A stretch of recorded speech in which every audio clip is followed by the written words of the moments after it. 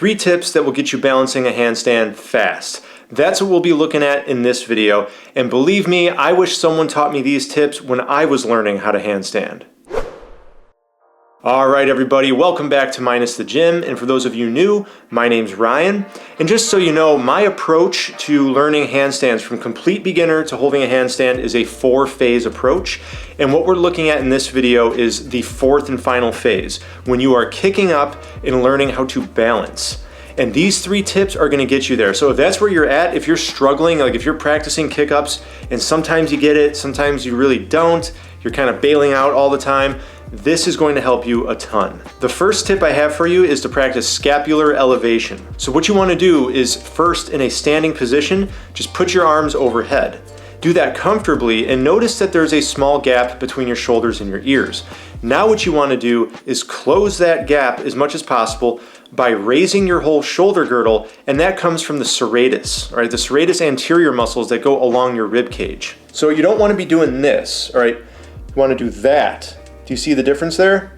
From this to this. Notice how I close that gap, okay? There's a gap between my shoulders and ears, but then I close it up when I elevate the scapulas with my serratus. Once you're able to do this comfortably in a standing position, then you want to start becoming conscious of it when you're in the hollow body position. So you're practicing it on the floor.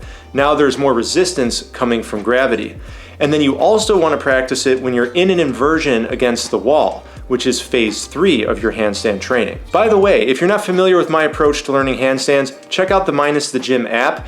There's a program in there called Handstand Journey. It's an entire full program that you can follow and bring you from complete beginner to holding a handstand. So make sure you check that out if you haven't already. A link to the app is in the description box. Now, tip number 2 is you want to neutralize the pelvis. What this means is that a lot of people have anterior pelvic tilt, so their pelvis is tilted slightly forward.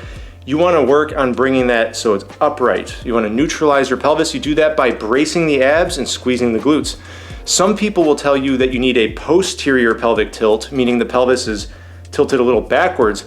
And that's true if you're going for a professional like acrobat or gymnast, perfectly straight handstand. But when you're just starting out, I encourage you to focus on neutralizing. So all this means is you brace the abs by squeezing the TVA muscles, the transverse abdominis. Imagine you're putting on a tight pair of jeans and you gotta suck it in a little bit to make them fit. And then you squeeze the glutes. And when you squeeze the abs and glutes together like that, it's going to neutralize your pelvis. Practice that in a standing position. And then when you're good with that, start practicing it on the floor in the hollow body position, making sure you're bracing the abs and you're squeezing the glutes. And of course, also practice it in an inversion when you're practicing against the wall. Then tip number 3 is leg tension. You want tension all throughout the legs. It's gonna help you feel like one solid unit. And to do this, you tense the thighs and you point the toes. A good way to practice this is to stand on your tippy toes and pretend like you're driving your feet down into the ground. That's gonna produce the tension in the quads and the thighs, but it's also pointing your toes. Then also practice it on the floor in the hollow body. This means you're trying to push your legs forward and point your toes at the wall ahead of you. And of course, when you're practicing against the wall in a handstand, make sure you're creating leg tension and pointing the toes as well. All right, to remember these 3 cues, I've got 3 words for you. Push, tilt, point. What that means is you're gonna push overhead to elevate the scapulas, right? You're gonna tilt the pelvis to neutralize it so it's upright, or even go posterior pelvic tilt.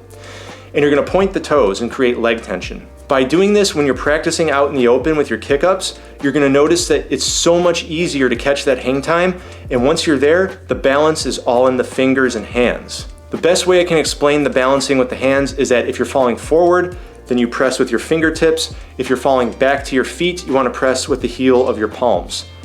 And just like that, with some practice, you will get the hang of this. It's all about engaging those 3 cues or 3 tips when you're upside down. That's the hard part, right? Practice them so much that it's second nature. So you kick up and you boom, you engage all 3 cues, push, tilt, point, and then you'll get it.